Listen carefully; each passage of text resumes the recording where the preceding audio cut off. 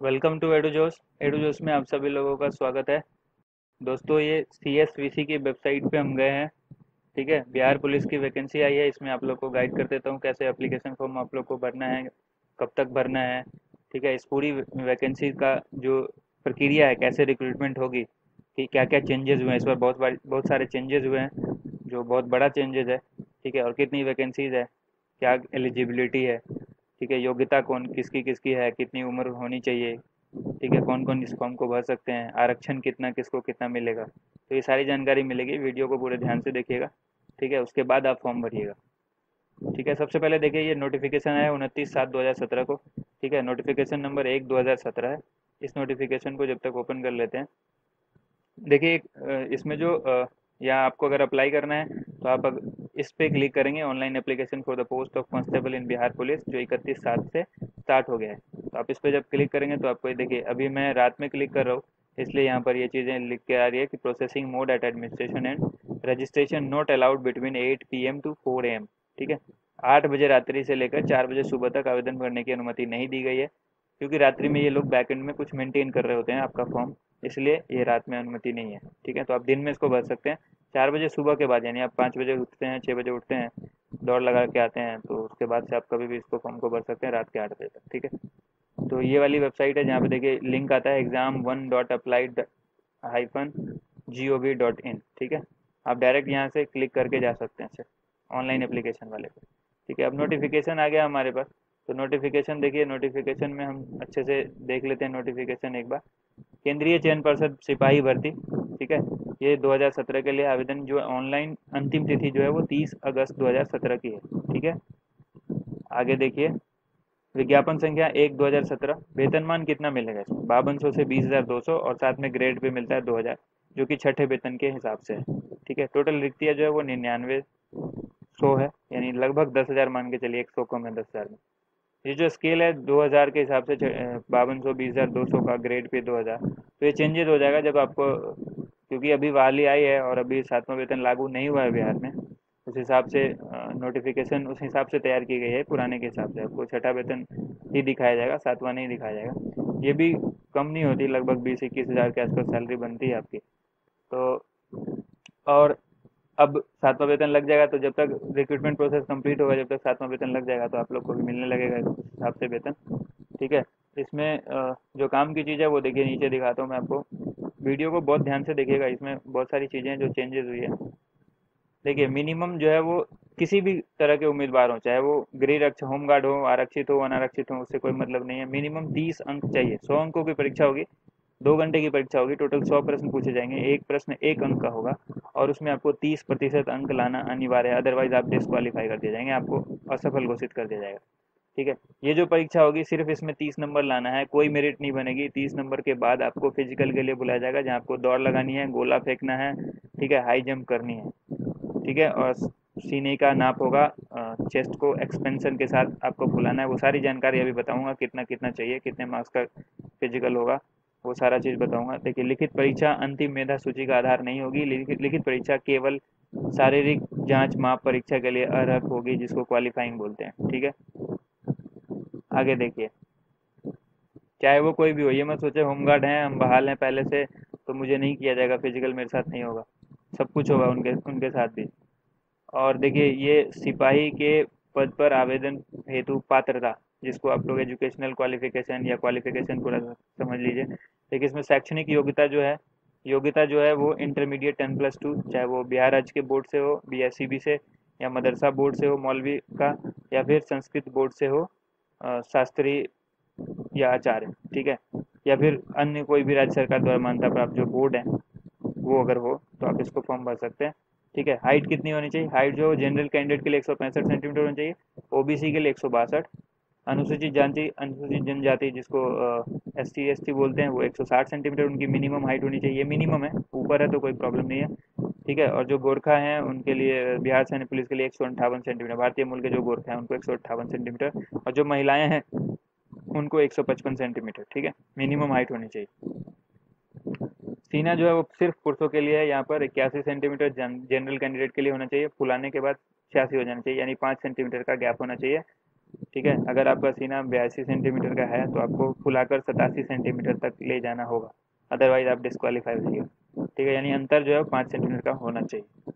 किसी का हो सकता है कि 90 हो तो उसको 95 करना पड़ेगा फुला के। अगर नहीं फूलता है इसका मतलब कुछ फेफड़े में कुछ ना कुछ कमी है, कोई दिक्कत है, और इसकी वजह से आप वहीं पर छट जाइए। ठीक है, यानी आप पूरी तरह से जो वायु है वो एयर जो आप अपने फेफड़े में भर नहीं पाते हैं, तो इतना गैप होना चाहिए। इस वजह से आपको आप ठीक से दौड़ नहीं पाइएगा, हाँफ जाइएगा, बहुत सारी प्रॉब्लम हो सकती है। अनुसूचित जाति एवं अनुसूचित जनजाति के लिए जो है वो 79 सेंटीमीटर एक्सपेंशन यानी फुलाने के बाद 84 सेंटीमीटर। गोरखा जो है भारतीय मूल के, उनको 79 और 84 सेम है। ठीक है, अब जो अभ्यर्थियों की उम्र है वो 1 जून 2017 के हिसाब से कैलकुलेट की जाएगी। जो जनरल कैंडिडेट है उनको 18 से 25 तक। ठीक है, जो ओबीसी के पुरुष हैं यानी मेल कैंडिडेट है उनको 18 से 27 तक, और जो फीमेल कैंडिडेट है उनको 28 तक, 18 से 28 तक। जो SC ST के कैंडिडेट हैं, देखिए यहाँ पे SC ST के कैंडिडेट हैं उनको 18 से लेकर 30 तक, चाहे वो महिला हो या पुरुष हो, यानी मेल और फीमेल कोई भी कैंडिडेट हो। और जो होम गार्ड है उनको भी 5 साल की छूट मिली, यानी मिनिमम जो मिनिमम 18 से 25 जो एज था वो मिनिमम 18 और मैक्सिमम 25, और होम गार्ड के लिए वो 5 साल की छूट मिल जाएगी। यानी मिनिमम तो 18 रहेगी 25 के बाद 5 जुड़ जाएगी उसमें, तो 30 हो जाएगी। ठीक है, अब देखिए परीक्षा कितने चरणों में होगी। 2 चरणों में तो होनी ही होनी है कम से कम। देखिए लिखित परीक्षा, पहले लिखित परीक्षा होगी जो 10+2 के आधार पर होगी, इंटरमीडिएट बिहार विद्यालय परीक्षा समिति। ठीक है, BSEB Bihar school examination board के स्टैंडर्ड की होगी, 10+2 के स्टैंडर्ड की। और इसमें आपको वस्तुनिष्ठ प्रश्न पूछा जाएगा, यानी अप टू पूछा जाता है। 10th का भी सवाल पूछा जा सकता है, 10+2 का ही पूछा जा सकता है। ठीक है, तैयारी आपको अच्छे से करनी है। 100 अंकों का होगा, जैसे कि हमने पहले बता दिया, 30% अंक, यानी 100 में से 30 नंबर आपको कम से कम लाने हैं। ठीक है, एक क्वेश्चन 1 मार्क्स का होगा, और कोई भी नेगेटिव मार्किंग यहाँ पर नहीं बताई गई है, तो इसका मतलब है कोई नेगेटिव मार्किंग नहीं होगी। लिखित परीक्षा अंतिम मेधा सूची का आधार नहीं होगी, बार बार लिखा हुआ जा रहा है। लिखित परीक्षा केवल शारीरिक माप के लिए होगी। लिखित परीक्षा के आधार पर विज्ञप्ति रिक्तियों के 1:5 में, यानी एक वैकेंसी है तो 5 लोगों को बुलाया जाएगा उनको शारीरिक जांच के लिए। ठीक है, फिर वहाँ पे कैंडिडेट सेलेक्ट किए जाएंगे। अब देखिए दौड़ जो होगी, पहला द्वितीय चरण क्या है, जो शारीरिक योग्यता है उसमें दौड़ होगी, 50 अंकों की दौड़ होगी, टोटल 100 अंकों की शारीरिक परीक्षा होगी। इसमें 5 मिनट तक अगर आप दौड़ के आ जाते हैं, यानी 5 मिनट के अंदर आते हैं तो 50 अंक मिलेगा। उसके बाद आते हैं 20 सेकंड तक तो 40 अंक। उसके बाद 5:20 से 5:40 तक आते हैं तो फिर 30 नंबर, और 5:40 से 6 मिनट तक आते हैं तो 20 नंबर। यानी 6 मिनट के बाद अगर आप आते हैं तो आपको असफल घोषित कर दिया जाएगा। ठीक है, और जो महिलाएं उनको 1 किलोमीटर की दौड़ है, जो पुरुष है उनको 1600 मीटर यानी 1.6 किलोमीटर की। तो इनके साथ भी वही जो टाइमिंग है वो वही है, बस यहाँ पे किलोमीटर में कमी कर दी गई है। ठीक है, इनको 1000 मीटर दिया गया, आपको 1600 मीटर पुरुष को। गोला फेंकना, ठीक है, दोनों के लिए है, मेल फीमेल दोनों के लिए। फर्क इतना है, यहाँ पे 16 पाउंड है और महिलाओं के लिए 12 पाउंड है। बाकी जो चीज़ें हैं वो वही है, 16 फीट से ज़्यादा और 17 फीट तक तो आपको 9 अंक, और जो 17 फीट से ज़्यादा और 18 फीट तक यानी 18 फीट से कम तो 13, और 18 फीट से ज़्यादा अगर कर देते हैं 19 फीट तक तो 17, और 19 फीट से ज़्यादा करते हैं 20 फीट तक तो 21, और 20 फीट से ज़्यादा करते हैं तो 25। गोला फेंकना थोड़ा सा किसी किसी को मुश्किल लगता है, बट है ये बहुत आसान। आप अगर इसकी प्रैक्टिस करें तो लंबा फेंक सकते हैं, 20 फीट फेंक सकते हैं, 18 फीट तो फेंक ही सकते हैं। 18 मतलब 17 कम से कम आप नंबर तो ला ही सकते हैं, 21-25 लाएंगे तो आपके लिए बेटर होगा। अगर आप दौड़ में कम नंबर लाते हैं तो कोशिश कीजिए कम से कम इसमें 25 नंबर ले आएँ, वो मेकअप होगा। ठीक है, उसके बाद आपको देखिए महिलाओं के लिए भी वही चीज़ें बता दी। ऊंची कूद की बात करते हैं। ऊंची कूद जो है ये सभी कोटि के लिए है, महिला पुरुष और जो पुरुष हैं दोनों के लिए। लेकिन फ़र्क है कि पुरुष के लिए मिनिमम 4 फीट है और महिला के लिए 3 फीट है, यानी 3 फीट से नीचे होंगे तो क्वालिफाई नहीं होंगे, 4 फीट से नीचे होंगे तो क्वालिफाई नहीं करेंगे। 4 फीट से ऊपर वाले को नंबर मिलेगा कब तक, 4 फीट 4 इंच तक 13 नंबर, 4 फीट 4 इंच से ऊपर वाले को 4 फीट 8 इंच तक 17, और जो 4 फीट 8 इंच से ज़्यादा 5 फीट तक करेगा उसको 21, और जो 5 फीट से ज़्यादा करेंगे 25। ऐसे बहुत कम लोग होंगे जो 5 फीट से ज़्यादा, लेकिन जो लोग हाइट में ठीक हैं वो 5 फीट से ज़्यादा कर भी सकते हैं। बट मोस्टली 4 फीट 8 इंच से 5 फीट के अंदर तक बहुत लोग कर लेंगे, और उससे कम में 17 नंबर भी लाने वाले बहुत लोग होंगे। अब प्रैक्टिस कीजिए, इसमें 21 से 25 लाने की कोशिश कीजिए। ठीक है, अदरवाइज गोला फेंकने में और दौड़ में अपना मेहनत कीजिए। आगे देखिए, ये जो है मेधा सूची, देखिए यहाँ पर भी इन तीनों एग्जाम में आपको जो ये फिजिकल हो रहा है, गोला फेंकने वाला 3 काम हो रहा है, गोला फेंकना, दौड़ना और हाई जंप, इस तीनों में आपको पास होना जरूरी है। जो मिनिमम किसी में भी आप अगर रह जाते हैं, फेल हो जाते हैं, तो आप असफल हो जाइएगा। ठीक है, मेधा सूची जो है वो शारीरिक योग्यता परीक्षा के अधीन तीनों स्पर्धा यानी दौड़, ऊंची कूद तथा गोला फेंक में अभ्यर्थी द्वारा प्राप्त कुल अंक के आधार पर तैयार की जाएगी। साफ लिखा हुआ है, कोई रिटन एग्जामिनेशन के बेस पे कोई मेरिट नहीं बनेगी। मेरिट बनेगी तो सिर्फ इसी शारीरिक परीक्षा के हिसाब से बनेगी। यानी आप जो दौड़, ऊंची कूद और गोला फेंकते हैं उसमें जो नंबर आए आपको, अगर आपको सबसे ज़्यादा नंबर आता है, सपोज 100 में से आपको 90 नंबर आ गया, 80 नंबर आया जो मैक्सिमम है, तो 80 वाले मेधा सूची में टॉप 1 पे होंगे। उसके बाद जो आएगा नंबर वो 2 पे होगा, उसके बाद जो आएगा वो 3 पे होगा, और ऐसे मेरिट बनती चली जाएगी। जहाँ तक वैकेंसी होगी उसको फिल कर दिया जाएगा। उसके बाद के लोग, सपोज वो 90 से लेकर 70 तक आते आते सारी पोस्ट फुल हो गई, तो 70 के बाद वाले लोग एलिजिबल नहीं है, वो असफल घोषित, डिस्क्वालीफाई कर दिए जाएंगे। ठीक है, हो सकता है सेकंड लिस्ट कुछ लोग ज्वाइन ना करें, कुछ लोगों का कहीं और सिलेक्शन हो जाए, तो सेकंड लिस्ट बनेगी, तो फिर भी उसी 70 के बाद फिर मेरिट स्टार्ट होगी।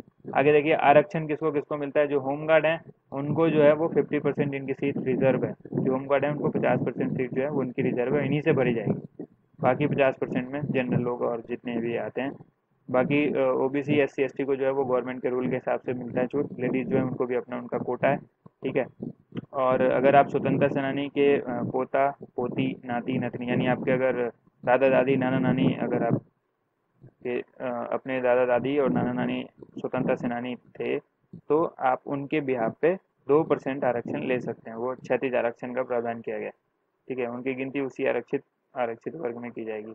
ये सब लिखा हुआ है यहाँ पे। बिहार राज्य के वैसे स्वतंत्रता सेनानी जिनको केंद्र सरकार द्वारा पेंशन स्वीकृत है, के पोता पोती को राज्य सरकार की सेवा में नियुक्ति में 2% का आरक्षण का प्रावधान किया गया। ठीक है, तो ये तो थी कि आरक्षण की बातें। अब कट ऑफ वगैरह सब तो बनेगी बाद में। एज जो है वो 1 जून 2017 के हिसाब से निर्धारित की जाएगी। मेडिकल होगा इसके बाद। इसमें आपका आँख का कलर ब्लाइंडनेस, जो कान की शक्ति है वो चेक की जाएगी। आप सुन पाते हैं ठीक से नहीं, हकलाहट है, फ्लैट फुट है, नॉकिंग नहीं है, इन सब की जांच की जाएगी। जो मेडिकल है नॉर्मल है। उसके बाद देखिए टोटल वैकेंसी कितना है, 99 आपको बता दिया गया है। ठीक है, आपको फॉर्म भरना है, वो ऑनलाइन भरना है। 31 जुलाई से स्टार्ट हो चुका है। लिंक मैंने पहले ही आपको बता दिया कि वेबसाइट पे जाएंगे आप, वहाँ पे लिंक है दिया हुआ, जो आपको दिखाया था हमने वीडियो के स्टार्ट में। अब देखिए, इसमें 450 रुपये लगेगा। आपको 450 रुपये पे करने हैं अगर आप जनरल कैंडिडेट हैं और ओबीसी हैं। ठीक है, अनारक्षित कैटेगरी में आते हैं, जनरल जिसको बोलते हैं। और अगर आप एससी एसटी में आते हैं तो आपको 112 रुपये लगेगा। ठीक है, उसमें जीएसटी वगैरह जो है वो देखिए, उपरोक्त राशि के अतिरिक्त अभ्यर्थियों से प्रोसेसिंग चार्ज लगेगा, उस पर जीएसटी लगता है। तो अब आपको सबको पता है कि जीएसटी स्टार्ट हो गया, तो अब इस पर जीएसटी लगेगा। सर्विस है, क्योंकि एक सर्विस है तो उसके ऊपर से टैक्स लगेगा। तो जो भी 450 के ऊपर सर्विस टैक्स बनता है, अब 18% बनता है, नॉर्मली 18 बनना चाहिए, 18 बनेगा। ठीक है, अब ऑनलाइन आवेदन किया जाएगा। ठीक है, सब कुछ बता दिया आपको। अब कोई भी डिटेल आपको गलत नहीं भरनी है, सारी सही सही जानकारी भरनी है। और आपके लिए उसको पंजीकरण करने के लिए, यानी रजिस्ट्रेशन करने के लिए आपको जो है वो एक मोबाइल नंबर आपका ज़रूरी है, और ईमेल जो आप रेगुलर यूज़ करें, कभी चेंज ना हो, कुछ ऐसा ईमेल आईडी और ऐसा मोबाइल नंबर आप एंटर कीजिएगा। ठीक है, ईमेल आईडी जो है आपको अंग्रेजी के छोटे अक्षरों में भरनी है। ठीक है, इन सब के बाद आपको क्या है, आपके ईमेल पे एक सूचना आ जाएगी, जो पंजीकरण की डिटेल, रजिस्ट्रेशन की डिटेल है वो आपके ईमेल पे आएगी। ठीक है, और मोबाइल नंबर पर आपको एक एसएमएस भी आएगा, उसको आप कि आपका सफलतापूर्वक पंजीकरण हो गया है। आप उसको ध्यान से अपने पास संभाल के रखिएगा, उसको कहीं नोट डाउन भी कर लीजिएगा डायरी में। उस पर पासवर्ड भी भेजा जाएगा आपको। ठीक है, तो एसएमएस के जरिए ही भेजा जाएगा। ठीक है, यही सब लिखा हुआ है। देखिए, आवेदन पत्र भर देने के बाद आप क्या कीजिएगा, भरा हुआ आवेदन A4 साइज के पेपर पर प्रिंट करवा लीजिएगा। आप साइबर कैफे से भरिएगा या कहीं भी भरिएगा, तो उसको प्रिंट करा लीजिएगा। प्रिंट करने के बाद जो उसमें निर्धारित स्थान बना हुआ है, वहाँ पर 1 माह के अंदर का, यानी हाल का खींचा हुआ रंगीन फोटो आपको चिपकाना है, जो साइज दिया हुआ होगा उस हिसाब से। ठीक है, उसके बाद वहाँ पे एक घोषणा होगी, जो डिक्लेरेशन होती है, नॉर्मल हर फॉर्म में होती है। वो 2 बॉक्स के अंदर अपने अभ्यर्थी अपना हस्ताक्षर करेंगे और डिक्लेरेशन जो भी आती है वो करेंगे। उसके बाद फोटो लगाने लगे एवं हस्ताक्षरित आवेदन। ठीक है, जो फोटो लगा देंगे और हस्ताक्षर कर देंगे आप, हिंदी अंग्रेजी दोनों में आपको सिग्नेचर करना है। फिर उसको स्कैन करके फिर वेबसाइट पे अपलोड करना है। ठीक है, आपको उसी लॉगिन आईडी से फिर आपको लॉगिन करना है, और वो एप्लीकेशन जो आपने स्कैन किया है पीडीएफ फाइल में, वो उसको स्कैन करके अपलोड कर देना है। तो फिर आपको फिर एक तभी आपकी जो पंजीकृत मोबाइल पर एक एसएमएस प्राप्त होगा कि आपका जो एप्लीकेशन है वो सफलतापूर्वक हो गया है। पहले ऐसा नहीं था, पहले आपको प्रिंट आउट करके अपने पास रख लेना था, लेकिन इस बार से जो है वो भर के स्कैन करके देना होगा। और इससे पहले तो खैर इसका फॉर्म मिलता था, आपको भरना पड़ता था। ठीक है, और तो बहुत सारे चेंजेस हुए हैं, ध्यान से आप लोग भरिएगा। मेरी तरफ से आप लोग को जो है वो बहुत सारी शुभकामनाएं हैं इस परीक्षा के लिए। ठीक है। देखिए ये वीडियो अगर आपको पसंद आता है तो इसको लाइक कीजिए, और आखिरी तिथि जो है वो याद रखिएगा 30/8/2017 है, इसके बाद आपको फॉर्म नहीं भरने दिया जाएगा। ठीक है। हमारे चैनल को अगर आप तक आपने सब्सक्राइब नहीं किया है तो चैनल सब्सक्राइब कीजिए।